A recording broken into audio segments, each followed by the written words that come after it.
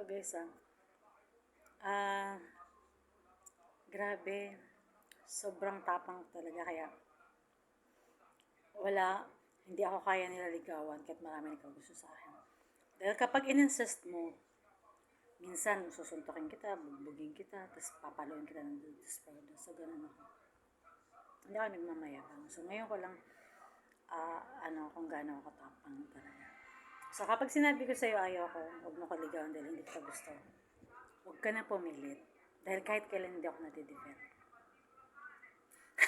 Kaya para sa akin, gusto ko ako lang magkagusto. Yung parang, kunyari, niligaw ako. Kaya nung niligaw ko yung Zed, sobrang sakit nun. Dahil nireject niya ako. Siya lang ang tao nag-reject sa akin na sa ganda kong to. Ang dami nang liligaw sa akin. Siyempre, may lahi ako eh. Tapos, figure campus din ako. Kumbaga, lagi ako kinukuha ang muse, sponsor, tapos, Miss College Fest, intrams, lahat. So, ikaw lang ang magtatanggi. So, tapos, i-reject ka lang niya dahil ayaw niya ng seryoso na commitment. Nasaktan talaga ako nun. Pero hindi ako nag-give up. Pero hindi ako nag-ano sa akin. Parang umiyak ako dun. Parang, sa ganda ko to, ni-reject niya ako. Sa dami nagkagusto sa akin. Pero sa dami nang nagkagusto sa akin, wala akong niligawan. Siya pa lang. For the first time in my whole life.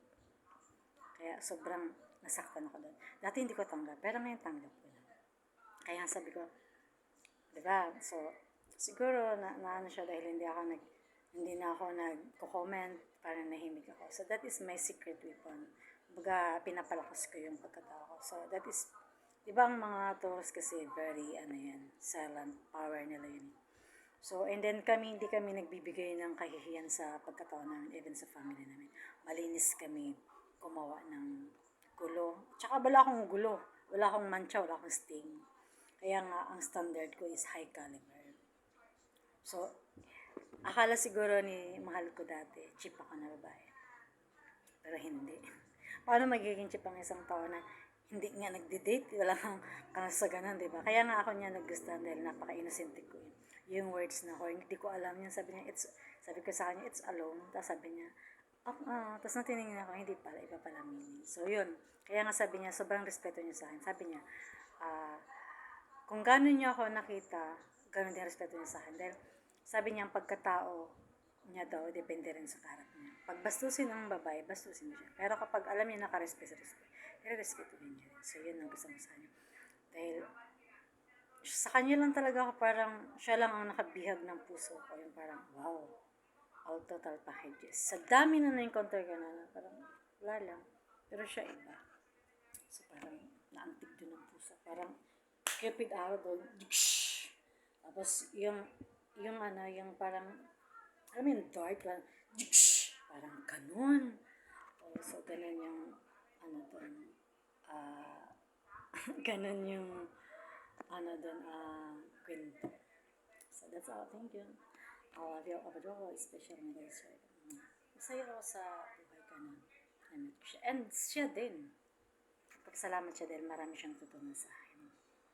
And kahit gano'n siya sa akin, wala akong ginawang sa kanya. Okay. So far, so good. Maganda naman yung samahan namin. So, diba? Kung malay mo, hindi naman ako nag-hope na, sabihin natin, hindi, parang gano'n. Siyempre, kumbaga, may asawa din to. Pero ewan ko lang, kasi ngayon parang hiwalay na sila. So, yun lang. Kung hindi kami, hindi. Kung okay lang. Kasi meron naman next life, diba? So, ganun. So, malay mo. In the next life, kami yung dalawa. So, happy. Kung ngayon, hindi kami. Kaya yun. Pero, hindi ako yung tao na sasabihin ko na, hey, that is right. Mahalin mo ako dahil mahal kita. Yung parang, magpapakabobo ka dahil no. Sa dami ng tao sa mundo. Ganun, diba? So, hindi ako ganun. So, broad-minded ako. Parang ini-enjoy ko lang na siya. Pero kung hindi kami, edi kay Papa, kay Jesus Christ na lang.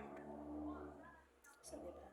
Pero ang mga tipo kong mga lalaki, ang tipo ko ng lalaki, parang si Roman Reigns, si Kanyaman, yung mga tipo yan, si King Solomon, yun ang mga type ka ng mga tao na wow. Tapos syempre, pero sa pinaka gustong gusto ko, kung mayroon man akong ibigin, wala ba akong bisig Papa, Jesus Christ. Siya talaga. Tapos kung mayroon man akong mamahalin or idealin na babae, walang iba kundi si Monier. Kasi siya yung pinili ni Papa God. So, dahil nasa kanya na lahat. So, ganun. Ganun yung linyahan ko. So, that's all. Thank you. So, nakakulat kayo ng aral para sa akin. All these things in Jesus Christ. Amen. I love you all. Thank you.